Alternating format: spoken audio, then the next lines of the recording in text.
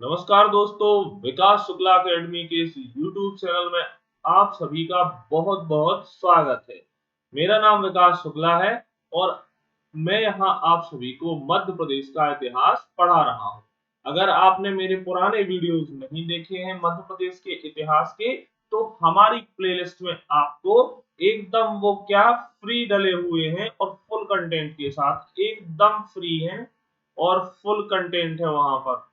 ठीक है, और सारे वीडियो तो आप प्लीज एक बार जा करके उनको जरूर देखिएगा। इसके अलावा हमारी भूल नहीं पाओगे सीरीज है जो प्लेलिस्ट में है, आप एक बार उसको जरूर देखिएगा। ठीक है, तो वहां पर आपको ऐसा कंटेंट मिलेगा जो वाकई में आप भूल नहीं पाएंगे।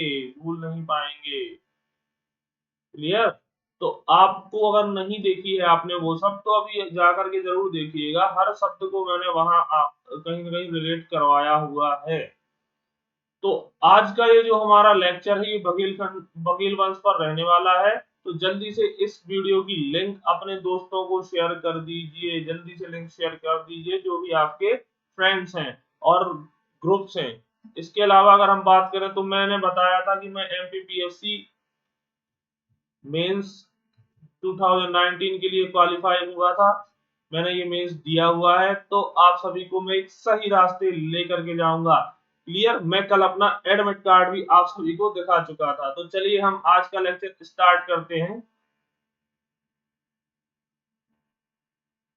चलिए, आज ये हमारा बघेल वंश पर ये दूसरा लेक्चर होने वाला है। आपको लिखा दिखाई दे रहा है ये सारी चीजें, जो ये एक पेज एक स्लाइड है, मैं पिछले लेक्चर में इसको समझा चुका हूँ। बस आपको मैंने एक फिर से थोड़ा सा रिकॉल करवाऊंगा, फिर आगे हम बढ़ जाएंगे।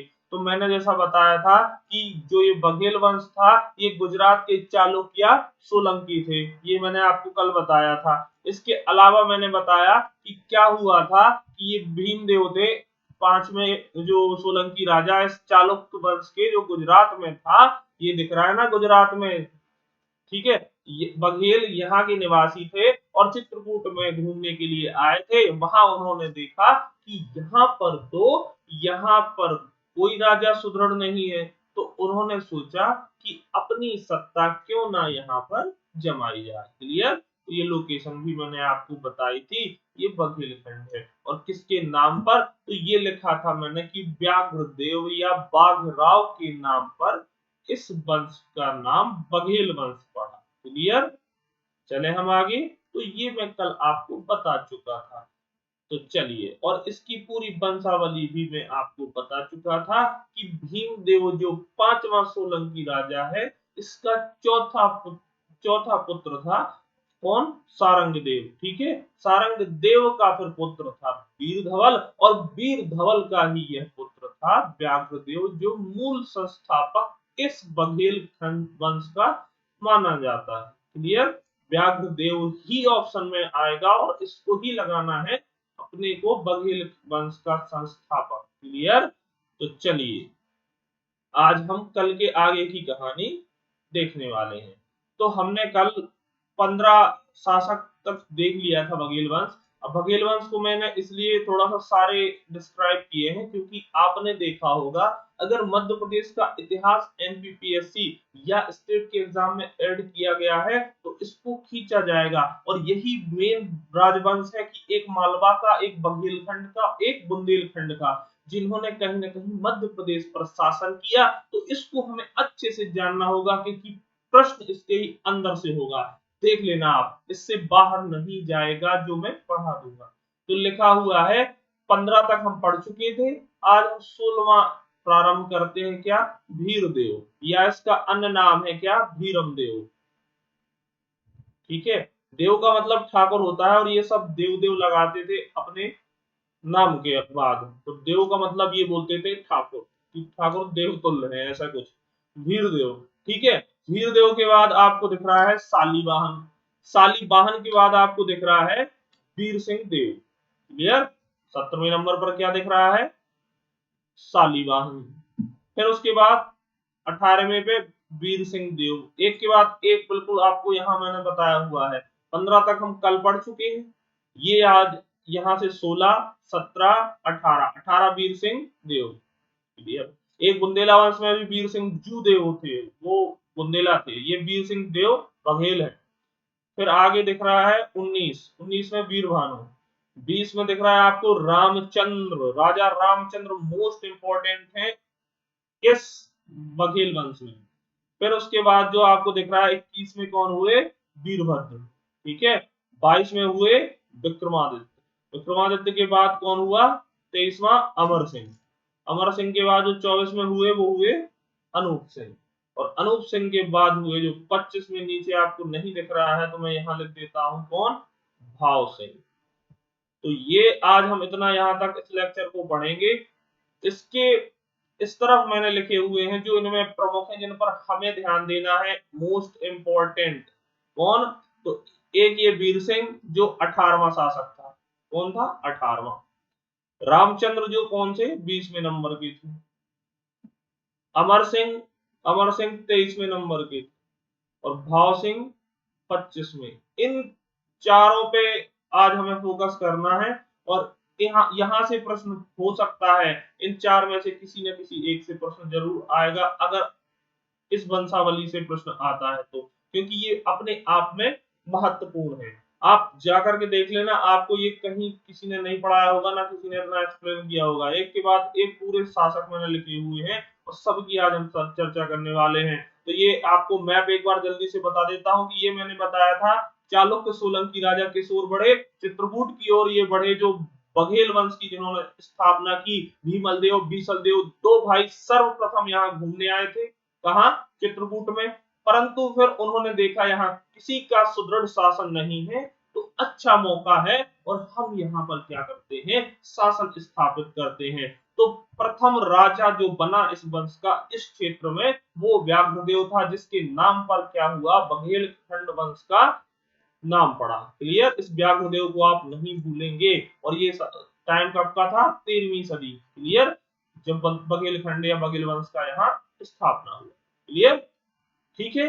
इसके अलावा ये आपको कालिंजर दिख रहा है, जो बांदा बताया था मैंने, ये रीवा दिख रहा है, गोविंदगढ़, गोविंदगढ़ स्थान भी यहीं पर है, क्या, गोविंदगढ़। आम अनुसंधान केंद्र बताओ जल्दी से कमेंट करके, जल्दी कमेंट करो, कमेंट कर दिया करो। फिर इसके बाद आपको दिख रहा है शहडोल यहाँ पर, और ये नीचे बांधवगढ़ जो उमरिया में, और ये किनारे में यहाँ अमरकंटक।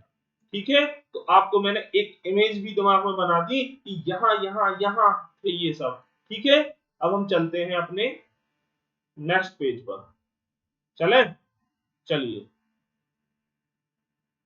तो देखिए, आज हमें 16वां जो शासक था उसको देखना है। इस ये वीरदेव या भयचंद या भीरम देव, एक नाम और इसका भीरम देव।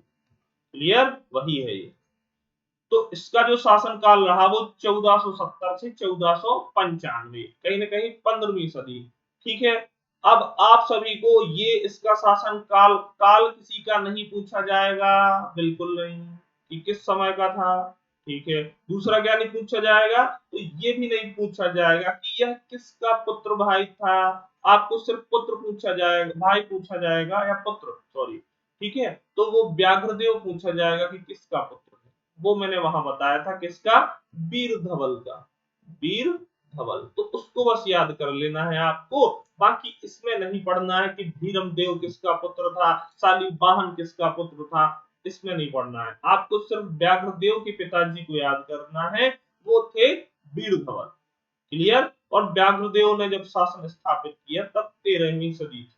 ठीक है, बस उतना काल आपको याद रखना है, और इनका पिता याद रखना है। इसके अलावा आपको किसी के पिता और किसी का काल याद नहीं रखना है। सिर्फ जो लाइनें याद रखना है वो ये, कि जो ये भीरदेव था, बहलोल खां लोधी के समकालीन था। किसके समकालीन, बहलोल खां लोधी के समकालीन। क्लियर, आया समझ में। देखिए फिर क्या लिखा हुआ है, और इसका अन्य नाम क्या था, राजा भीट या पन्ना नरेश। इसने क्या, पन्ना को जीत लिया था, इसलिए इसका नाम क्या रख दिया गया था, भीरमदेव को पन्ना नरेश। क्लियर, और ये बहलोल लोधी के समकालीन था। ऐसे प्रश्न आते हैं कि ये किसके समकालीन थे, तो हम बता देंगे कि जो भीरदेव था 16वां शासक था बघेलखंड का, और इसने क्या किया, इसका पन्ना जीता, तो इसका नाम पन्ना नरेश या राजा भीट रख दिया गया। क्लियर। और यह बहलोल खां लोधी के समकालीन था। चले हम आगे, तो देखो फिर लिखा है 17वां, 16वें के बाद 17वां ही तो आता है, तो क्या लिखा हुआ है, शालीवाहन देव। शालीवाहन देव क्या था, 17वां बघेल वंश का बघेलखंडी शासक था। क्या लिखा है, इसका शासनकाल 1495 से 1500। इन्होंने क्या किया, अब ऊपर भीरदेव बहलोल खां लोधी के समकालीन था, और ये किसके समकालीन, सिकंदर लोधी के समकालीन। लिखा दिखाई दे रहा है ना, पेपर में आ जाएगा कि शालीवाहन देव किसके समकालीन था, तो सिकंदर लोधी के। क्लियर। अब देखो, मैं ऐसा बिल्कुल मान के चल रहा हूं कि आप भारत का इतिहास पढ़ चुके हैं या नहीं, और नहीं पढ़े हैं तो पढ़ते जाइए, रिवीजन करिए, उसके साथ इसको कनेक्ट कीजिए। भारत का इतिहास में नहीं, मैं मध्य प्रदेश का इतिहास पढ़ा रहा हूँ। अब ऐसा पॉसिबल नहीं है कि मैं पूरा भारत का इतिहास पढ़ाऊं। अगर मैं वो पढ़ाने लगूंगा, आप मध्य प्रदेश उसमें फिर ढूंढने के लिए निकल जाएंगे, क्योंकि बहुत बड़ा है। तो मध्य प्रदेश पर हम फोकस कर रहे हैं, इसलिए आपको पता होना चाहिए कि सिकंदर लोधी कौन था। क्लियर। चलिए, तो सिकंदर लोधी समकालीन था, ये कौन, शालीवाहन देव।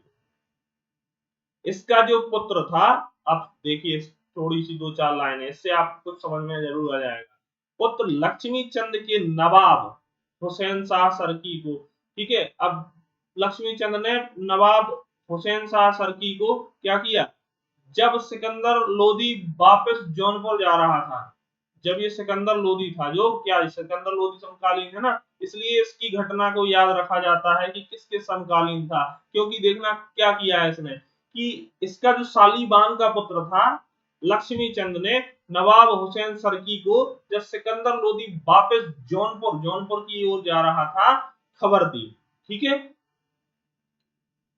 खबर दी सरकी ने मौका देखते ही। अब देखिए क्या था, ये जो नवाब हुसैन, एक सेकंड इसको बताता हूं मैं आपको क्या था। तो नवाब शाह सरकी था एक, हुसैन शाह सरकी, और ये क्या, सिकंदर लोधी। दोनों में क्या होती रहती थी, लड़ाइयां होती रहती थी। और ये सिकंदर लोधी क्योंकि अब दिल्ली का शासक था, तो ये ज्यादा बलशाली और ज्यादा सेना के साथ इसके पास सेना थी। क्लियर। अब क्या हुआ, ये जो शालीवाहन देव का पुत्र था, जो बघेल वंशीय 17वां शासक है, इसका पुत्र था लक्ष्मी चंद। तो इसने क्या किया कि हुसैन शाह सरकी को खबर दी, ये खबरी बन गया, लक्ष्मी चंद खबरी बन गया किसका, हुसैन शाह सरकी का। इसने बताया, जब सिकंदर लोधी वापस जौनपुर जा रहा था, जौनपुर के लिए वापस आ रहा था, तब इसने खबर दी किसको, सरकी को इसने खबर दी, लक्ष्मी चंद ने, कि भैया सिकंदर लोधी अकेला वापस लौटता हुआ यहाँ से निकल रहा है। तो सरकी तो मौका लिए बैठा था कि कभी अकेला अपने रास्ते में मिल जाए। अपनी गली का कुत्ता, कुत्ता भी शेर होता है ना, इसी इसी प्रकार से। किसी को मैं गलत नहीं बोल रहा हूँ, लेकिन हाँ, ये होता है ना कि जब अपने अपने साथ बोलते हैं कि यार हमारे हमारे इधर आना, हम बताएंगे आपको, तो बस इसने तो क्या करा, मौका देखा। सरकी ने मौका देखते ही क्या किया, आक्रमण हमला बोल दिया सिकंदर लोधी के ऊपर, परंतु हारा।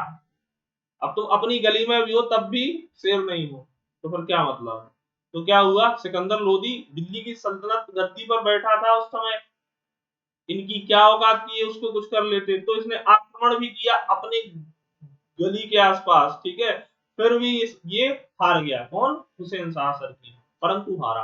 फिर 1499 में, जब 1499 ईस्वी आई, 1499 में सिकंदर लोधी को लक्ष्मी चंद की जासूसी की बात पता चली। अब देखो, अब इसको तो लगता था लक्ष्मी चंद को कि हम सरकी को, यहाँ सरकी इसके पास का इलाके का राजा था, और ये छोटे छोटे राजा आपस में चोर चोर मौसेरे भाई टाइप थे। ठीक है, तो इसने क्या किया कि हुसैन शाह सरकी जो था, इसको तो बता दिया था लक्ष्मी चंद ने, परंतु ये बात सिकंदर लोधी को बाद में पता चली कि ये जो शालीवाहन का पुत्र था, ये लक्ष्मी चंद, इसने जासूसी की थी और इसने हुसैन शाह को खबर दी थी।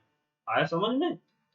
तो देखो 1499 में, कई बार मैं सन बोल जाता हूँ, 1900 तो आप लोग परेशान मत हो, इतना अंडरस्टूड है कि जब ये इस काल की बात हो रही है तो 1900 की तो हो ही नहीं सकती। क्लियर? कई बार हो जाता है ऐसा। तो 1499 में सिकंदर लोधी को लक्ष्मी चंद की जासूसी की बात पता चली, तो उसने क्या किया? अब देखिए सिकंदर लोधी, जब तुम किसी को, होता ना कि किसी को परेशान करोगे, किसी को उंगली करोगे, तो वो क्या करेगा? वो तो फिर तुम्हें छोड़ देगा, बिल्कुल नहीं छोड़ेगा।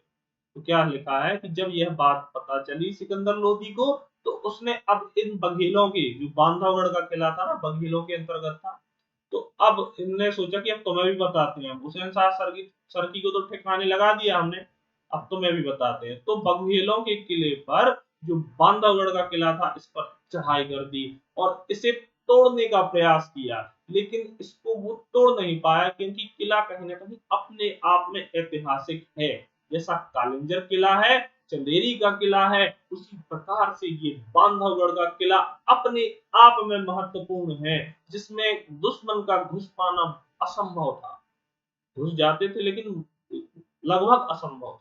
क्लियर? तो समझ में आया ये शालिवान देव जो 17वां बघेल शासक था, इसके पुत्र लक्ष्मी चंद ने हुसैन शाह सरकी को क्या की थी कि खबर की थी कि सिकंदर लोधी यहाँ से अकेला निकल रहा है, हमला कर दो। तो सरकी ने मौका देखते ही सिकंदर लोधी पर आक्रमण कर दिया, परंतु हार गया। ठीक है, अपने इलाके में किया फिर भी हार गया। और फिर 1499 में जब पता चली सरकी को, ओ सॉरी सिकंदर को, इस लक्ष्मी चंद ने हमारी जासूसी करके सरकी को बताया था कि हम यहाँ से आ रहे हैं जौनपुर जाने के लिए, तो इसने फिर क्या किया था कि बांधवगढ़ किले पर जो बघेलों का था उस पर ही हमला कर दिया था कि तुम लोगों को हम बताते हैं। फिर आगे दिख रहा है आपको 18वां शासक, तो इस शालिवाहन के बाद कौन हुआ? वीर सिंह देव। क्लियर? और ये वो 1500 तक था, तो ये 1500 से 1540 ईस्वी। बुंदेला वंश में भी एक वीर सिंह जू देव थे, लेकिन वो अलग थे, ये बघेल वंश के हैं वीर सिंह देव। क्लियर? ये भी इंपॉर्टेंट है जितने जितने वो इंपॉर्टेंट थे। चलिए अब हम देखते हैं क्या लिखा हुआ है। उत्तर राजधानी, अब इन्होंने दो राजधानियां बनाई हुई थी। अगर पेपर में आ जाता है कि सर्वप्रथम, अच्छे से पेपर को पढ़ा कीजिए और फिर टिक किया कीजिए, क्या लिखा हुआ है सर्वप्रथम। आप सभी को पता भी होगा, बताया था काफी लोगों ने कि सर हम 6-7 प्रश्न ऐसे ही गलत करके आ गए, कितने? 6-7 प्रश्न, कि हमने दोबारा पेपर को नहीं पढ़ा। तो आप लोग दोबारा पेपर को अच्छे से पढ़ा कीजिए। ये 6 से 7 नंबर कितने मायने रखते हैं आपके सिलेक्शन और रिजेक्शन में। 1 नंबर का अंतर होता है, 6-7 नंबर तो बहुत बड़ी बात हो जाती है।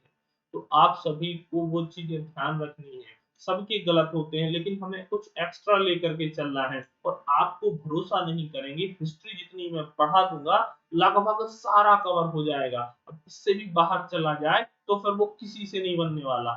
क्लियर? आपको इससे बाहर बिल्कुल नहीं जाएगा। अच्छे से प्रश्न को हमें पढ़ना है। और कई लोग जैसे बोलते हैं, अच्छा एक बात मैं यहाँ बता देता हूँ, डाउट आपका वो भी क्लियर हो जाएगा कि क्या सर टेस्ट सीरीज ज्वाइन करनी चाहिए एग्जाम के लिए?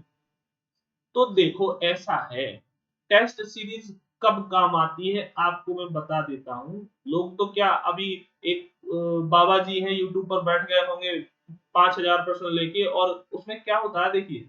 अब प्रश्न वहां क्या बोले जा रहे हैं, मैंने देखा था थोड़ा सा कि भोपाल मध्य प्रदेश की राजधानी क्या है, मंदसौर का पुराना नाम क्या है। तो आप लोग अगर अभी भी मंदसौर और मध्य प्रदेश की राजधानी पर बैठे हैं, तो तैयारी को और अच्छे से मजबूत कीजिए, पहले पढ़िए। टेस्ट सीरीज तब काम आती है जब आपने पढ़ रखा हो पहले से।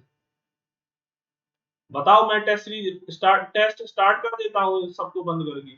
तो टेस्ट सीरीज जब काम आती है जब आप ऑलरेडी पढ़ चुके हैं, तब आप चीजों को टिक लगा सकते हैं। अगर आपने टेस्ट सीरीज ज्वाइन कर ली और आपको नहीं पता है कि ये क्या है वो क्या है, तो आप गलत करेंगे और डिमोरलाइज होंगे। प्लीज। और टेस्ट सीरीज उसके लिए है, जैसे बैंक की जो प्रिपरेशन कर रहा है कि उनको स्पीड चाहिए, 60 मिनट में 100 क्वेश्चन करने हैं, मिनट 60 है और 100, तो यहाँ प्रैक्टिस के लिए ठीक है। अब आप, मैंने जब एग्जाम निकाला है पिछली बार का, टेस्ट सीरीज एक टेस्ट नहीं दिया, ये बिल्कुल कंफर्म है। तो आप लोग अनायास परेशान होते हैं, 30 दिन और 60 दिन अपने टेस्ट में बर्बाद कर देते हैं। उसकी बजाय पढ़िए। अगर आपने पढ़ रखा है बार बार और आपको याद है तो क्या आप टिक गलत लगा देंगे वहां? बताइए। टेस्ट की जरूरत उनको होती है जिनको स्पीड बनानी हो। 2 घंटे हैं भाई साहब, 2 घंटे, 2 घंटे में 100 प्रश्न नहीं कर पाओगे, क्या करोगे खुद बताओ। टेस्ट अगर आप ना दो और 2 घंटे वहां रहते हैं 100 प्रश्नों के लिए, आप टिक नहीं, टिक ही तो लगाना है। पता है तो सही लगा दो, नहीं पता है तो और बैठे रहोगे 2 घंटे, है ना। तो आप स्वयं बताइए ना कि उनको काम होती है टेस्ट सीरीज जो बैंक की प्रिपरेशन करते हैं, 1 घंटे में 100 क्वेश्चन, 60 मिनट 100 क्वेश्चन। परंतु यहाँ टाइम का तो कोई मतलब है नहीं। अगर आपको पता है आप टिक लगा दोगे, नहीं पता है आप नहीं लगाओगे। बस आप पढ़ो, रिवीजन। एक ही चीज बोल रहा हूं जो मैंने किया है, करता आया हूं, जिससे मेरे एग्जाम निकले हैं, रिवीजन। जितना ज्यादा अगर रिवीजन करोगे आप, उतने सही टिक वहां पर लगा के आओगे। सिर्फ एक ही चीज होती है एग्जाम में, कंफ्यूजन, इसके अलावा कुछ नहीं होता। तो वो कंफ्यूजन कैसे दूर होगा? रिवीजन।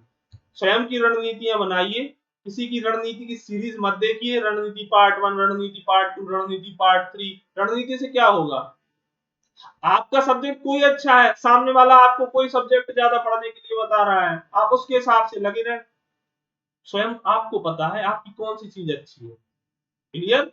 तो आप अपने हिसाब से रणनीति बनाइए, ना कि कोई आ जाता है भड़काने बहकाने और उसके हिसाब से चलने लगो आप।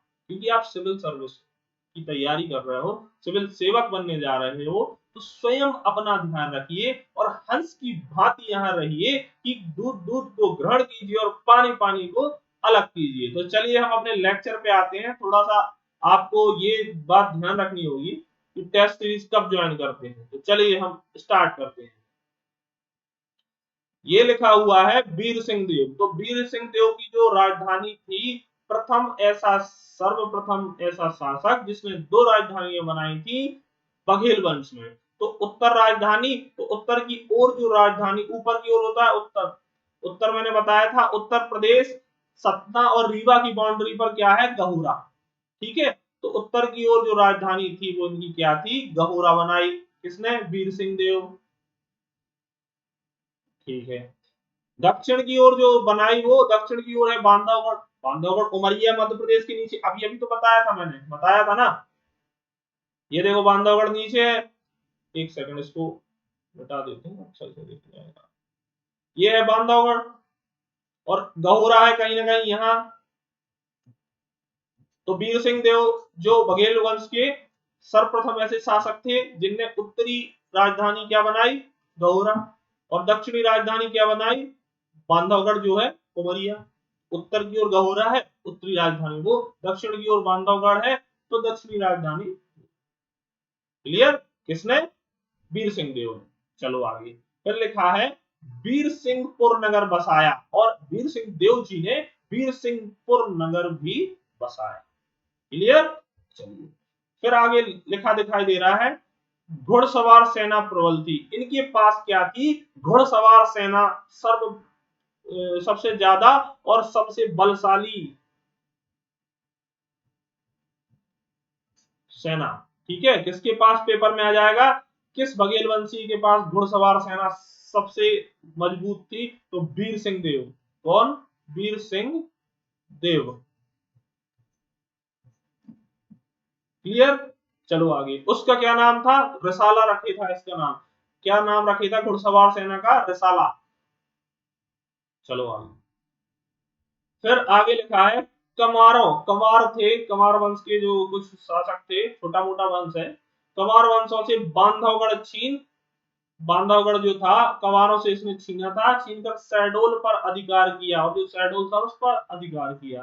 रतनपुर के कलचुरी शासक पर कर लगाया। ये थोड़ा सा अच्छी लाइन है कि किस शासक ने, कलचुरी शासक, रतनपुर के कलचुरी शासक पर क्या लगाया? कर लगाया। तो वीर सिंह जी थे जिन्होंने क्या किया? रतनपुर के कलचुरी शासक पर कर लगाया। ठीक है। चलिए आगे। फिर आगे लिखा है 1515 ईस्वी में गौड़ शासक अमान दास को शरण दी। और जो ये अमानदास था ये शत्रुओं से यहाँ पर छुपा छुपा घूम रहा था। तो वीर सिंह देव ने 1515 ईस्वी में गौड़ शासक अमानदास को शरण दी। आगे लिखा है नागौद सतना, और सतना में नागौद है। इसके नारोगढ़ किले पर को परिहार शासकों से छीना या जीता किसने? वीर सिंह देव ने। नागौद किला है, नारोगढ़ है वो, और जो कि ये कहां पर? नागौद में। नागौद कहाँ है? सतना में। इससे इसका किला किसने छीना? तो इसका किला छीना किसने? वीर सिंह ने। किससे? परिहार शासकों से। क्लियर है ना? चलें आगे, चलिए।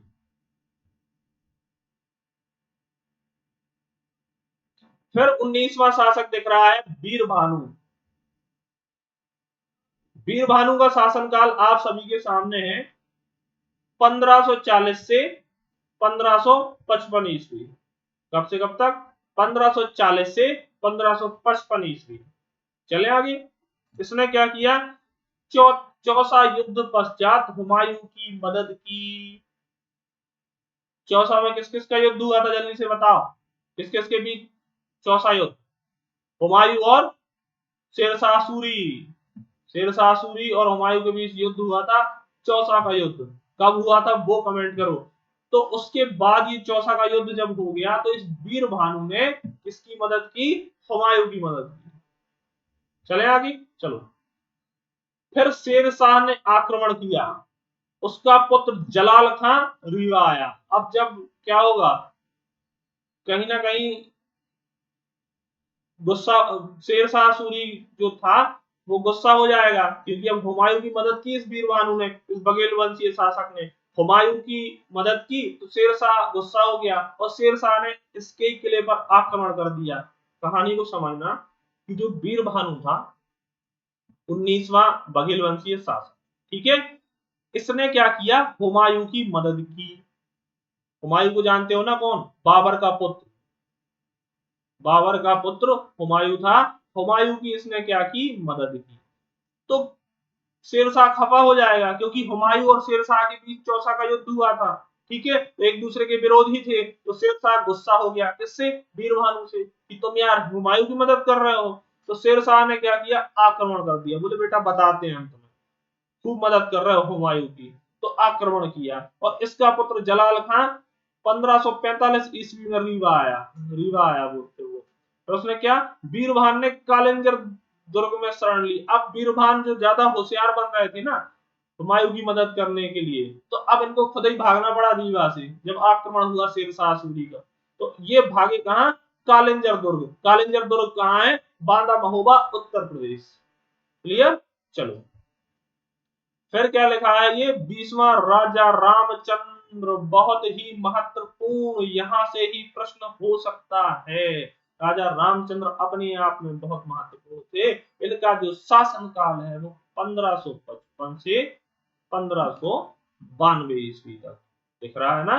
फिर जन्म देखिए, तो इनका जन्म, राजा रामचंद्र का जन्म अयोध्या वाले राजा रामचंद्र नहीं है, ये बघेल वंश के रामचंद्र जी हैं। तो इनका जो जन्म हुआ 1520 ईस्वी। क्लियर? ये जो बघेल वंशीय शासक थे और ये 20वें नंबर के शासक थे, इनका जन्म हुआ 1520। चलो, विवाह, विवाह हुआ यशोदा से। रामचंद्र जी हैं और विवाह यशोदा से हो रहा है। कलयुग है भाई, ठीक है। तो रामचंद्र जी की जो विवाह हुआ वो यशोदा से हुआ। लिखा हुआ है युद्ध इब्राहिम शाह सूरी के साथ। इसका जो युद्ध हुआ इब्राहिम शाह सूरी था, इसके साथ इसका युद्ध हुआ। तथा इसमें क्या हुआ? रामचंद्र विजयी। अब श्री राम है तो विजयी तो होंगे ही ना। ये थोड़ी ना वीर भानु जैसे हैं कि वीर नाम है और दौड़ लगा रहे हैं कालेंजर किले में, है ना, कि दौड़ लगा रहे हैं कालेंजर किले में। ये तो रामचंद्र थे अपने आप में, मतलब प्रभु श्री रामचंद्र, ऐसे कुछ याद कर लेना कि ये इब्राहिम शाह सूरी ने जब आक्रमण किया तो राजा रामचंद्र जी क्या हुए? इसमें विजयी हुए। इब्राहिम शाह को इन्होंने कैद कर लिया। अब प्रभु श्री राम थे तो तुम उनसे बच जाओगे क्या? उन्होंने इसको कैद कर लिया, इब्राहिम शाह को। अब इब्राहिम शाह को जब कैद कर लिया, लेकिन दयालु भी हैं, ठीक है, रामचंद्र जी, तो इनने इसको क्या किया, छोड़ दिया कि बेटा जाओ यार यहाँ से, इनको छोड़ दिया कि अरे चले जाओ यार। तो ये आपको अभी समझ में आया कि राजा रामचंद्र के समय इब्राहिम शाह सूरी ने यहाँ पर आक्रमण किया, लेकिन राजा रामचंद्र जी ने उस इब्राहिम शाह को हरा कर कैद कर लिया और बाद में छोड़ दिया। कल भी लेक्चर में मैंने एक कोई कैद हुआ था उसको बताया था, तो आप बताइए कि किसको कैद किया गया था उदल की कोठरी में, कहां पर है वो उदल की कोठरी, जल्दी से कमेंट करो, कमेंट करो कि उदल की कोठरी कहां पर है। और ये अब रामचंद्र जी किसके समकालीन थे, तो कहीं ना कहीं रामचंद्र जी अपने आप में श्रेष्ठ है, तो किसी सम्राट या श्रेष्ठ के ही समकालीन होंगे। तो ये देखिए अकबर समकालीन, अकबर के समकालीन थे कौन, राजा रामचंद्र जी, बघेल वंशीय शासक राजा रामचंद्र अकबर समकालीन थे। ये पेपर में आ सकता है, स्टार लगाने वाला पॉइंट है, क्योंकि रामचंद्र जी अपने आप में महत्वपूर्ण हैं और इस अकबर के वो समकालीन है। क्लियर, चले आगे, चलिए आगे लिखा हुआ है कि रामचंद्र ने कालिंजर किला शेरशाह सूरी के दामाद, ठीक है, अब इसको अच्छे से पढ़ो कि कालिंजर का जो किला था बांदा महोबा में, ठीक है, उत्तर प्रदेश में, रामचंद्र ने कालिंजर किला जो चंदेल शासकों का था, परंतु फिर आप सभी को पता होगा कि चंदेल शासकों से क्या था, शेरशाह सूरी ने आक्रमण किया था और चंदेल शासकों को हरा करके कालिंजर पर अधिकार कर लिया था। आपको अगर चंदेल वंश याद है तो चंदेल वंश का जो लेक्चर था वो अगर आपको याद है तो क्या हुआ था, उसमें उसमें शेरशाह सूरी ने कालिंजर किले पर आक्रमण किया था और इसको छीन लिया था। ठीक है, तो रामचंद्र ने कालिंजर का जो किला है शेरशाह सूरी के दामाद अली खां से खरीदा।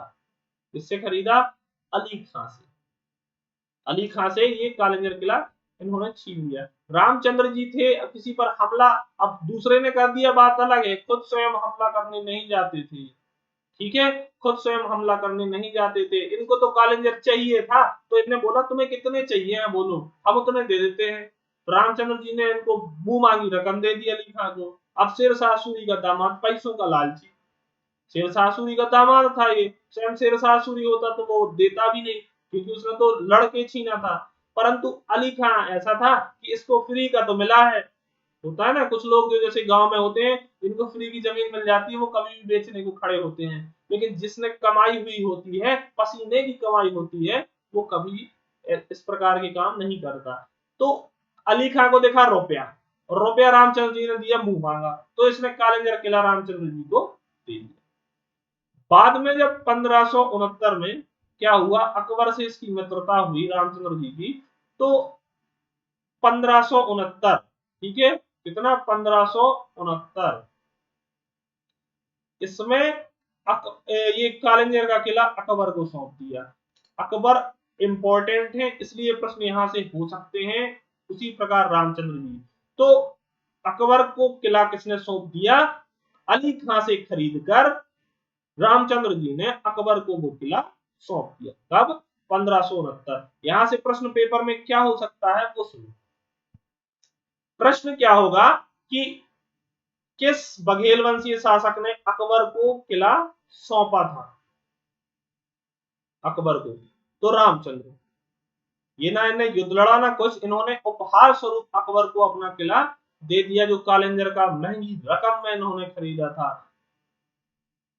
क्लियर, चलो यहां से प्रश्न हो सकता है इसलिए लिखा है मैंने, डबल 2 बार बताया। चलिए फिर लिखा हुआ है, सन 1564 में कड़ा का गवर्नर, एक कड़ा क्षेत्र था, कड़ा का गवर्नर गाजी खां तन्नौरी, ठीक है, गाजी खां तन्नौरी महाराज रामचंद्र की शरण में आया। कब आया, 1564। अब प्रभु श्री रामचंद्र नाम जैसा है उसी प्रकार से शरण देते थे लोगों को, तो जो कड़ा का गवर्नर था 1564 में, गाजी खां तन्नौरी रामचंद्र की शरण में आया। ठीक है, आप पुराना पेपर उठा के देखो एमपीपीएससी का, ऐसे प्रश्न आए हैं उसमें, इसलिए ये इंपॉर्टेंस रखते हैं अपने आप। नेक्स्ट, सन 1564 से 1565 में सम्राट अकबर ने जलाल खां कुर्ची को बांधवगढ़ भेजकर सुप्रसिद्ध गायक तानसेन की मांग की। ये है 5 स्टार लगाने वाला पॉइंट।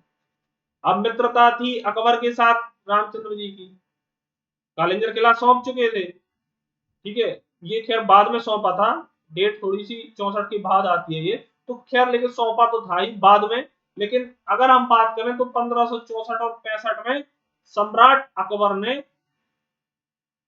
जलाल खां जो था इनके यहाँ, जलाल खां कुर्ची को बांधवगढ़ भेजकर, बांधवगढ़ किले में भेजा अकबर ने दिल्ली से, बोले जलाल खां तुम जाओ बांधवगढ़। और जो जिनका नाम सबने सुन रखा है, प्रसिद्ध गायक कौन, तानसेन।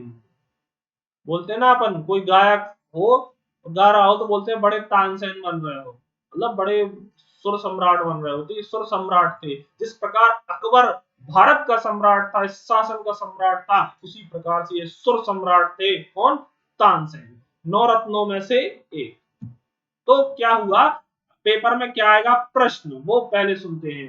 पेपर में आएगा कि तानसेन पूर्व में किसके दरबारी कवि थे, तो राजा रामचंद्र के थे दरबारी कवि तानसेन। पेपर में आ जाएगा, आएगा। और क्योंकि तानसेन सबको पता अकबर के नौरत, किसके दरबार में थे, राजा रामचंद्र। सम्राट अकबर ने किसको भेजा संदेशा लेकर, तो वो था जलाल खान, कि भैया जलाल मेरे लाल जाओ, कहा, बांधवगढ़, बांधवगढ़ जाओ और तानसेन को लेकर आओ। अगर ना आए तो बांध के लेके आओ, अगर ना आए तो बांध के लेके आओ बांधवगढ़। याद करा रहा हूं, याद करा रहा हूं। अकबर ने बोला मेरे लाल जलाल जाओ और बांधवगढ़ की ओर जाओ, और बांधवगढ़ में तानसेन जो सुर सम्राट सम्राट बना बैठा है उसको हमारे पास लेकर के आओ, हम उसको अपने नौरत्नों में शामिल करेंगे। तो क्या हुआ, जलाल खां गए, और जलाल खां बांधवगढ़ जाते हैं और प्रसिद्ध तानसेन को मांगते हैं राजा रामचंद्र से कि अकबर जो हमारे सम्राट हैं उन्होंने तानसेन की मांग की है। राजा ने मना कर दिया, बोले ये सुर सम्राट है, हम कैसे दे दें, हम भी तो संगीत प्रेमी हैं, हमें भी तो शाम को बैठ के गाने सुनने होते हैं। तो फिर इन्होंने मना कर दिया। परंतु बीरबल बहुत चतुर था, तो बीरबल ने समझाया। अब पेपर अगर डीप होना होगा तो यहां से ये प्रश्न हो जाएगा कि राजा रामचंद्र ने किसके समझाने पर, अब कुछ लोगों को ऐसा पता चल चुका है कि तानसेन पूर्व में रीवा के महाराज रामचंद्र के दरबारी थे, तो प्रश्न और अंदर जाएगा। तो जब और अंदर जाएगा तो क्या होगा, राजा ने मना किया परंतु बीरबल के समझाने, अब प्रश्न क्या हो जाएगा कि किसके द्वारा समझाने पर राजा रामचंद्र जी ने तानसेन को अकबर को सौंप दिया। क्योंकि अब और अंदर जाना है प्रश्न, समझ रहे हो ना प्रश्न की गहराई को। ये सबको पता चल गया है कि राजा रामचंद्र के दरबार में तानसेन था और वहां से अकबर ने इनको बुलाया था। लेकिन अब अंदर जाएगा इससे भी प्रश्न, तो बोला जाएगा किसके समझाने पर तैयार हुए, तो ये जो 9 रत्नों में से एक रत्न था बीरबल, इसके समझाने पर राजा रामचंद्र जी अकबर को तानसेन को देने के लिए तैयार हुए। क्लियर, प्रश्न ऐसा हो, तो उम्मीद करता हूं आपको समझ में आया हो। चलिए, फिर लिखा हुआ है बीरबल को गोहरा की देवी, एक गोहरा की में देवी थी, उनका वरदान था। ठीक है, वरदान ऐसा बोला जाता है कि बीरबल जो अकबर के 9 रत्नों में से थे, सबसे बुद्धिमान चतुर चालाक थे, वो क्या थे, अकबर के 9 रत्नों में एक थे, और उनको गोहरा की देवी का वरदान। और ये क्या, इस विंध्याचल की धरती से 2 रत्न फिर शामिल हुए, एक तानसेन और एक बीरबल, दोनों अकबर के दरबार में 9 रत्नों में शामिल थे। क्लियर, चले हम अब आगे। उम्मीद है यहां से प्रश्न होगा ही, एग्जाम के में कहीं ना कहीं अगर प्रश्न आएगा इससे, तो इस वंश में तो इससे आएगा।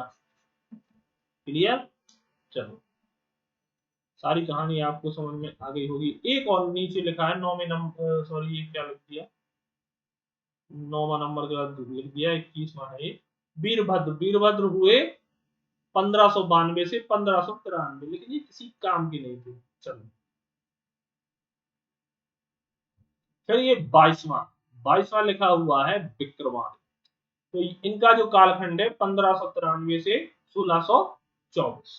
क्लियर? 1593 से 1624 क्या लिखा हुआ है?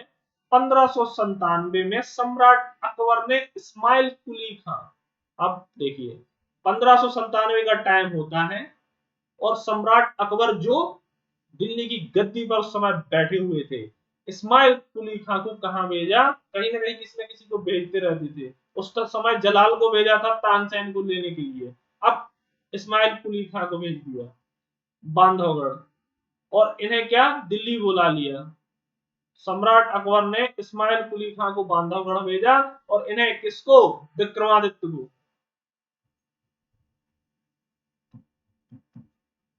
जो बघेल वंश के कौन से 22वें राजा थे। तो क्या हुआ था कि इस्माइल कुली खां को भेजा कहीं ना कहीं इस क्षेत्र पर अधिकार करने के लिए। तो ये विक्रमादित्य ने आराम से ही मान गया कि हाँ भैया चलो हम आपके यहाँ रह लेंगे, अधीन रह लेंगे आपके यहाँ, आपको राज चाहिए तो ले लो। तो विक्रमादित्य नाम जरूर था लेकिन ऐसा कोई काम नहीं था। ये तो क्या इस्माइल कुली खां को भेजा और बांधवगढ़, वो तो ऐसे ही बोले बोले चलो यार हमें लड़ना नहीं है, चलते हैं तुम्हारे साथ, और ये दिल्ली में रहने लगा। ठीक है, विक्रमादित्य। भारत का इतिहास किसने लिखा है? इलियट। इलियट ने लिखा है भारत का इतिहास में। इलियट ने लिखा है कि थोड़े समय बाद अकबर ने पुनः राज्य सौंप दिया। अब अकबर भी कहीं न कहीं दयालु सम्राट था, जो महान जिसलिए उसको बोला जाता है। तो क्या किया विक्रमादित्य? नॉर्मली मान गया था कि चलो कुली साहब कंधे पे बैठाओ, हमें कुली हो आप तो ले चलो अकबर के यहाँ। तो बैठाया कुली ने अपने कंधों पर, इस्माइल कुली ने, और एक इस्माइल थी प्यारी सी, ठीक है, और बैठाया कंधों पर, और विक्रमादित्य जी खुश। तो विक्रमादित्य जी बोले चलो, तो ये पहुंच गया दिल्ली। तो अकबर ने देखा कि यार ये तो मतलब हमारे जैसा ही दयालु है, तो उसने भी दयालुता दिखाई और बोले ठीक है जाओ इसको छोड़ाओ वहां और फिर से इसको शासन करने दो। तो भारत का इतिहास में इलियट ने लिखा कि थोड़े समय बाद अकबर ने पुनः राज्य विक्रमादित्य को सौंप दिया कि ये पकड़ो अपना। चलिए फिर हम आगे। 23वां शासक अमर सिंह।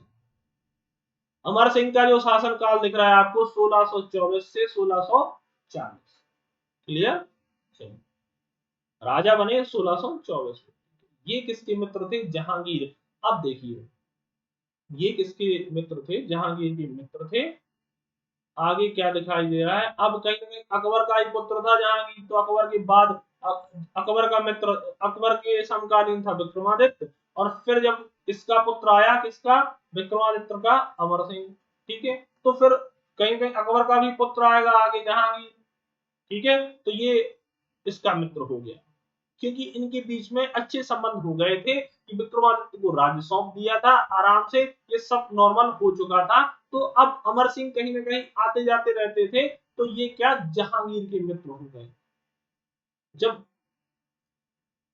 अकबर से कहीं ना कहीं मित्रता होगी तभी तो लोग अमर होंगे।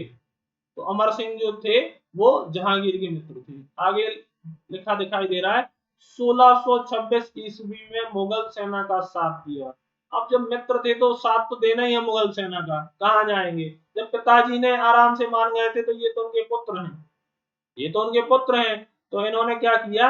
1629 ईस्वी में मुगल सेना का साथ दिया और बागी, अब देखिए बुंदेला शासक जुझार सिंह याद है आपको ना? बुंदेला वंश में अभी मैंने पढ़ाया था, बुंदेला वंश के जो जुझार सिंह बुंदेला थे, ठीक है, ओरछा शासक जुझार सिंह बुंदेला, जिन्होंने अपने भाई को जहर खिलाकर मार दिया था। तो जुझार सिंह बुंदेला जो बुंदेला वंश के थे, और मुगल सेना के बीच में एक युद्ध हुआ था, मैंने बताया था ना, बुंदेला वंश वर्सेस मुगल मुगल सेना।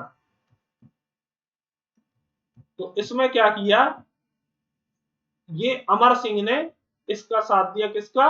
मुगल सेना। चलिए, और हराया। आगे दिख रहा है निर्माण क्या किया इस अमर सिंह ने? अमर सिंह का निर्माण काल लिखा हुआ है ये 1633 ईस्वी में अमरपाटन गढ़ी, अमरपाटन में एक गढ़ी है उसको बनवाया, अमरपाटन की गढ़ी को बनवाया। ठीक है, व जलाशय भी एक बनवाया।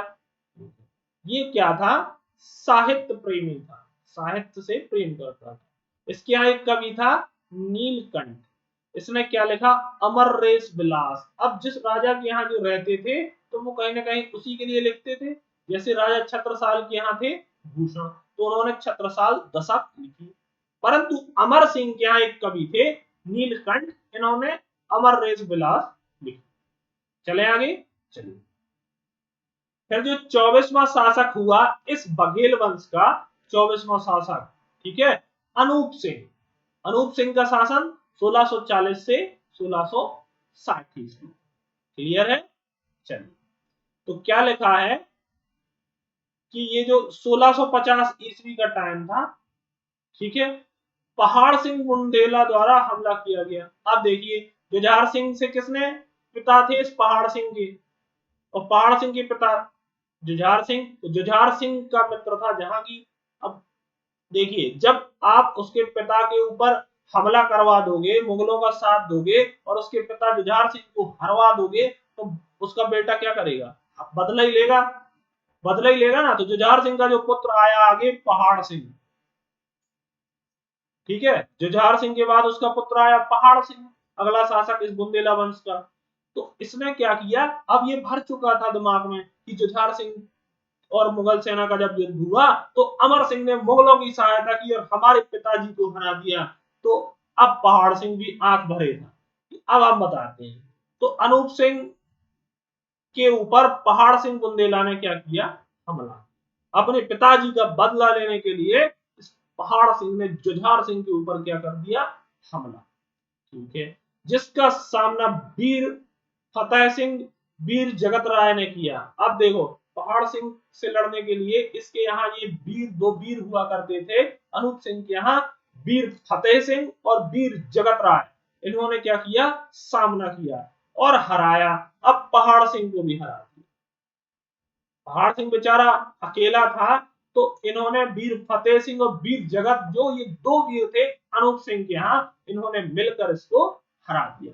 पिताजी भी हारे, जुझार सिंह जूझ जूझ के, और पहाड़ जैसा ये भी था, फिर भी ये हार गए। चलो, उपाधि दी गई अनूप सिंह को। अनूप सिंह को उपाधियां दी गई हैं, कौन कौन सी दी गई है तो देखते हैं। शेख हुजूरी।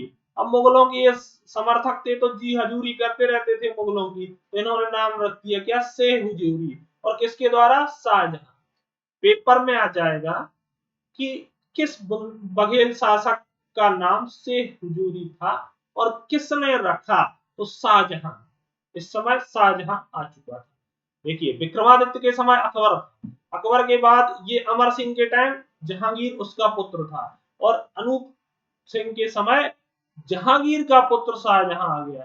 तो ये भी, यहां भी वंशावली चलती जा रही है, पुत्र फिर पुत्र। इसी प्रकार इनके मित्र भी बदलते जा रहे हैं। विक्रमादित्य का अकबर, अमर सिंह का जहांगीर, अनूप सिंह का शाहजहां। ठीक है, अब देखिए, इसी अनूप सिंह के नाम पर जो वर्तमान समय में अनूपपुर जिला है, अमरकंटक। क्या? अनूपपुर। जो अनूपपुर है, अमरकंटक, पता है ना, बताया था ना मैंने। देखो,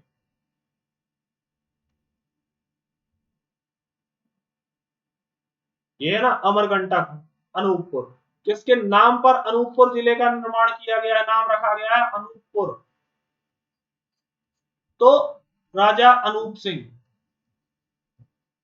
जो कि क्या, बघेल वंशीय शासक थे। तो क्या अभी तक आपको पता था? बताइए, किसके नाम पर अनूपपुर जिले का नाम अनूपपुर रखा गया है? बताएं जल्दी से। नहीं था ना?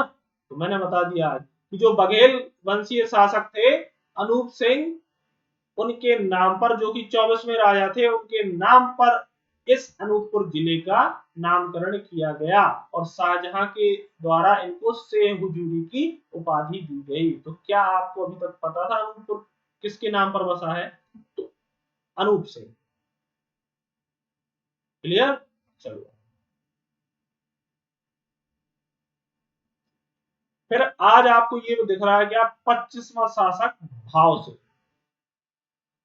भाव सिंह जो 25वां शासक था, इसके बारे में हमें थोड़ा सा पढ़ना है। क्योंकि इसने अच्छे कार्य किए। और कहीं ना कहीं ये बांधवगढ़ का क्षेत्र, मैंने इस मैप में भी बताया कि इसकी और रीवा और ये सब यहाँ की अनूपपुर की ये बातें चल रही हैं अभी। एक सेकंड,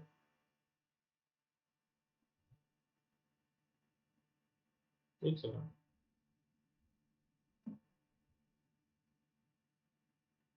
एक सेकंड।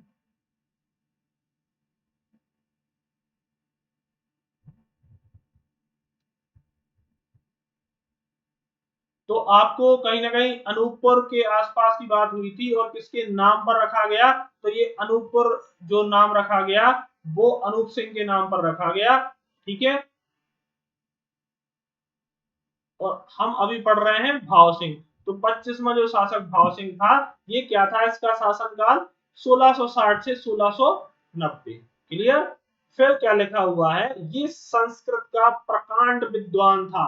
भाव सिंह जैसा नाम था ना, कि संस्कृत का प्रकांड विद्वान था, तो इसके भाव बड़े रहते थे। तो इसकी क्या भाव बड़े रहते थे कि अरे हम संस्कृत के प्रकांड प्रकांड विद्वान हैं। ऐसा होता है ना कि कोई अगर थोड़ा पढ़ जाता है तो उसके भाव ही नहीं मिलते। तो फिर क्या, कवि, इनके यहाँ कौन कवि था, रूपाणी शर्मा नाम के एक कवि थे। ठीक है। और इनने क्या लिखा, बघेल वंश शरणम। इंपॉर्टेंट, बघेल वंश के ऊपर ये बुक लिखी है। संस्कृत के प्रकांड विद्वान थे, तो इनके यहाँ भी कहीं ना कहीं संस्कृत के ही कोई कवि होंगे। तो रूपाणी शर्मा जी, और इन्होंने क्या लिखा, बघेल वंशरणम। चले आगे। ये क्या थे, औरंगजेब के मित्र। अब देखिए कहीं ना कहीं शाहजहां का जो पिछला अनूप सिंह था वो शाहजहां का मित्र। अब शाहजहां का, अनूप सिंह का पुत्र आया भाव सिंह। तो यहां भी शाहजहां का पुत्र आ गया औरंगजेब। पैरेलल चल रहे हैं बिल्कुल दोनों। क्लियर। चलो। तो ये औरंगजेब का मित्र। ये क्या, इस जो ये भाव सिंह था, भाव सिंह ने 3 बार जगन्नाथ स्वामी की यात्रा की। पेपर में आ जाए कि किस बघेल वंशीय शासक ने 3 बार जगन्नाथ स्वामी की यात्रा की, तो भाव सिंह, जिसके भाव नहीं मिलते थे, जो संस्कृत का प्रकांड विद्वान था, उसने क्या 3 बार जगन्नाथ स्वामी जगन्नाथपुरी का क्या करा, यात्रा। चले आगे। निर्माण। तो निर्माण क्या करवाया, इन्होंने एक लंबा घर नाम से निर्माण करवाया है, एक मोती महल। ठीक है। लंबा घर, मोती महल, महामृत्युंजय मंदिर, ये 3 चीजें। महामृत्युंजय मंदिर रीवा का अपने आप में महत्वपूर्ण है। पटवारी एग्जाम में ऐसे प्रश्न पूछे हैं, महामृत्युंजय का मेला पूछा जाए, वो मंदिर पूछा जाएगा कहाँ है, रीवा। किसने बनवाया, ऐसे प्रश्न। तो भाव सिंह, जिसके भाव नहीं मिलते थे, महामृत्युंजय का मंदिर उसने बनवाया। अच्छा प्रश्न है, नोट करना चाहो नोट कर लो कि महामृत्युंजय का मंदिर कहाँ है, रीवा में। किसने बनवाया, तो ये भाव सिंह था, जो 25वां शासक बघेल वंश का, इसके द्वारा बनवाया। क्लियर। चले हम आगे। चलिए, आगे लिखा हुआ है, इसकी क्या थी, 19 महारानियां। बताइए, भाव नहीं मिलते थे, इसलिए तो भाव नहीं मिलते थे। एक तो प्रकांड विद्वान, और ऊपर से 19 शादी करी हो जिसने, भाव कहाँ मिलेंगे उसके, बताओ आप स्वयं। 19 रानियां थी जिसके पास, उसके कहां तक भाव मिलेंगे आपको। 19 रानियां थी, जिनमें एक इसको बहुत प्रिय थी, कौन, और फेमस थी, लिख देता हूं यहां, अजब कुमारी। अब देखिए इसका भी नाम कैसा था, वो भाव सिंह, तो ये अजब कुमारी, अजब ही थी। ऐसे लोग तो पसंद आएंगे ही जो भाव खाएंगे उनको। अजब, अजब गजब, अजब कुमारी थी। क्यों इंपॉर्टेंट है, इनको याद कर लेना, इसीलिए मैं इतना बोल बोल के याद करवा रहा हूँ। जो भाव सिंह थे, इनके भाव नहीं मिलते थे क्योंकि इनकी प्रकांड विद्वान थे संस्कृत के। महामृत्युंजय का भी मंदिर इन्होंने बनवाया, मोती महल इन्होंने बनवाया, 3 बार जगन्नाथपुरी की यात्रा की। और इनकी 19 महारानियां थी। ठीक है। 19 महारानियां थी जिसके पास, तो भाव तो आएंगे ही। उसमें से एक प्रमुख अजब कुमारी, और जिनके पास अजब गजब ही होंगी ना रानियां, उनके भाव बड़े होंगे, उनके पास अजब गजब की रानियां होंगी, तो उनका नाम याद हो गया होगा, अजब कुंवरी। क्लियर है। चलिए, ये कौन थी, तो चित्तौड़ महाराजा, आगे यहाँ पर लिखा है, चित्तौड़ के महाराजा राज सिंह की पुत्री थी। यहां से प्रश्न हो सकता है कि भाव सिंह की जो रानी थी अजब कुमारी वह किसकी पुत्री थी। तो राजस्थान में जो चित्तौड़ है वहां की महाराजा राज सिंह की पुत्री थी अजब कुमारी, जिनका विवाह जो हमारे 25वें शासक हैं भाव सिंह उनकी रानी थी। क्लियर, चले आगे। भाव सिंह जी ने रानी तालाब बनवाया था इनके लिए, किसके लिए, अजब कुमारी के लिए। अब अजब गजब थी तो बताओ, तालाब बनवा दिया, तालाब का क्या करेंगे अजब कुमारी। तो रानी तालाब का निर्माण भाव सिंह के द्वारा अजब कुमारी के लिए करवाया गया। किसका, रानी ताल। रानी तालाब कहाँ है, कहाँ है बताओ, आप सभी पता था क्या आपको, रानी ताल या रानी तालाब। रानी तालाब कहां पर है, तो रानी तालाब है वो रीवा। किसके लिए बनवाया, अजब कुमारी के लिए। किसने बनवाया, भाव सिंह ने। भाव सिंह ने बनवाया ये तालाब। अब और भाव नहीं मिलेंगे क्योंकि अब तालाब बनवा दिया रानी के लिए। इस तालाब के किनारे जो ये पौंड है या तालाब है, इसके किनारे, तो ये किनारा होता है और ये बीच होता है, ये सबको पता है। किनारे पर किसकी मूर्ति है, तो शारदा माता की स्थापना की है, शारदा मंदिर है इस तालाब के किनारे। पेपर में आ जाएगा कि रानी ताल के किनारे पर किसकी प्रतिमा या किसका मंदिर है, तो शारदा माता। किसने बनवाया, भाव सिंह ने। मध्य में अगर इस तालाब के देखें तो शंकर मंदिर है, शंकर जी की मूर्ति है, मंदिर क्या है, शंकर मूर्ति है मध्य में इस रानी ताल के। तो ये भी अगर प्रश्न आ जाए कि भाव सिंह के द्वारा बनवाया गया रानी तालाब के मध्य में किसकी मूर्ति है, भगवान शंकर। क्लियर, आया समझ में या नहीं, आ रहा होगा समझ। और ये राजा क्या था, निसंतान। अब बताओ 19 रानियां और आदमी निसंतान, ऐसा कैसे हो सकता, बताओ। निसंतान थे 19 रानी होने के बाद भी। चलो आगे, 26वां राजा लिखा हुआ है अनिरुद्ध सिंह। अनिरुद्ध सिंह 1690 से 1700 ईस्वी तक इन्होंने शासन किया। अब जब भाव सिंह के तो कोई पुत्र था ही नहीं, निसंतान थे, सबसे आखिरी में मैंने बताया। अब जब निसंतान थे तो आगे किसने शासन किया, तो भाई सिंह का जो छोटा भाई था उसका जो बेटा, या बात करें हम भाव सिंह का भतीजा अनिरुद्ध सिंह, ठीक है। भाव सिंह के भाई यशवंत सिंह के पुत्र कौन थे, अनिरुद्ध सिंह। तो यशवंत सिंह का जो छोटा भाई था, सॉरी भाव सिंह का जो छोटा भाई था यशवंत सिंह, उसके पुत्र थे अनिरुद्ध सिंह। बचपन से ही अनिरुद्ध सिंह, भाव सिंह का कोई संतान नहीं था, पुत्र नहीं था, तो बचपन से ही ये अनिरुद्ध सिंह अपने बड़े पापा के यहाँ रहते थे। भाव सिंह बड़े पापा ही हुए ना, तो भाव सिंह के यहाँ रहते थे और भाव सिंह ने फिर अपने ही भतीजे को क्या, वहां का राजा बना दिया। क्लियर, चलो। जब अनिरुद्ध सिंह ज्यादा समय तक तो शासन किया नहीं है, 1690 से 1700 ईस्वी, मात्र 10 साल। फिर क्या हुई, धीरे धीरे अनिरुद्ध सिंह की हुई मृत्यु। तो मृत्यु पश्चात मऊ सेंगर की, मऊ के जो सेंगर वंशीय शासक थे, मऊ के लिखना था यहाँ, मऊ के सेंगर इस ओर बढ़ने लगी। मृत्यु के पश्चात मऊ क्षेत्र के जो सेंगर वंशीय कुछ शासक थे वो इस ओर बढ़ने लगे, क्योंकि अनिरुद्ध सिंह की होने वाली हो गई थी मृत्यु। क्या हुआ था कि जो ये सेंगर थे, इन्होंने एक पहाड़ था मनगुआ के पास, एक पहाड़ी थी, वहां पर अनिरुद्ध सिंह को घेर करके इसकी हत्या कर दी थी, मनगुआ, मनगुआ के पास। तो अनिरुद्ध सिंह को पहले इन्होंने सेंगरों ने मारा, और जब यहाँ इसको खत्म कर दिया तो धीरे धीरे ये किस ओर बढ़े, कालिंजर, सॉरी बांधवगढ़ और रीवा की ओर बढ़े। ठीक है, तो ये क्या था, हमने देखा अभी तक 26वां शासक तक, भाव सिंह और अनिरुद्ध सिंह तक। अब हम अगले लेक्चर में आपको आगे की कहानी बताएंगे। तो उम्मीद करते हैं आपको अभी तक सब समझ में आया होगा। ये हमारा दूसरा लेक्चर था बघेलखंड पर, एक लेक्चर और इसके ऊपर आएगा और फिर पूरे बघेल वंश का हम एक साथ अगले दिन टेस्ट ले लेंगे, देखेंगे आपने कितना पढ़ा है। आप याद रखना, एमपीपीएससी में अभी एमपीपीएससी में अभी अभी जोड़ा गया है इतिहास, इतना डीप। इतिहास पहले भी था, लेकिन अलग से उन्होंने मेंशन किया है। तो आप ध्यान रखना, ये पूरा वंश बहुत महत्वपूर्ण है। जिस प्रकार मालवा का क्षेत्र बुंदेलखंड का, उसी प्रकार ये बघेलखंड का। यहाँ से छोटी छोटी लाइनों से अगले एग्जामों में प्रश्न होंगे, आप देख लेना। तो प्लीज ध्यान से पढ़ें, एक से दो बार भी इस वीडियो को देखें। तो आज प्रश्न नहीं है, जैसा मैंने बोला कि प्रश्न हम बघेल वंश की समाप्ति पर एक साथ कर लेंगे। आप सभी प्लीज अपने चैनल को शेयर कीजिए। काफी लोग अपने व्हाट्सएप स्टेटस तक पर डालने लगे हैं, जो हेल्प कर रहे हैं, बहुत बहुत शुक्रिया। जो हमारे मित्र भी हैं वो सारे लोग कर रहे हैं। तो आप लोग शेयर करते जाइए, क्योंकि हमारा चैनल अभी नया है।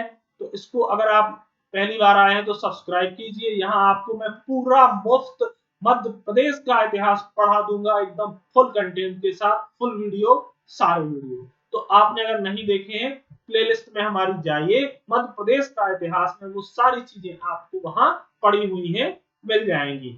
और आप भूल नहीं पाओगे सीरीज को, एक बार ओपन करके जरूर देखिए। वाकई में आप कंटेंट को भूल नहीं पाएंगे, ये मैं पूरे दावे के साथ आपको कह सकता हूँ। एक बार प्लेलिस्ट में जाइए और सारे इतिहास की वीडियो देखिए, और भूल नहीं पाओगे सीरीज। क्लियर? तो प्लीज शेयर कीजिए, प्लीज शेयर कीजिए। मैं आपसे कोई फीस नहीं ले रहा हूं, ना मुझे कोई फीस चाहिए है। आप यहाँ सपोर्ट कीजिए मुझे, और मेरे वीडियो को शेयर कीजिए, और चैनल को सब्सक्राइब कीजिए, तथा बेल आइकन को भी आप प्रेस कर दीजिएगा।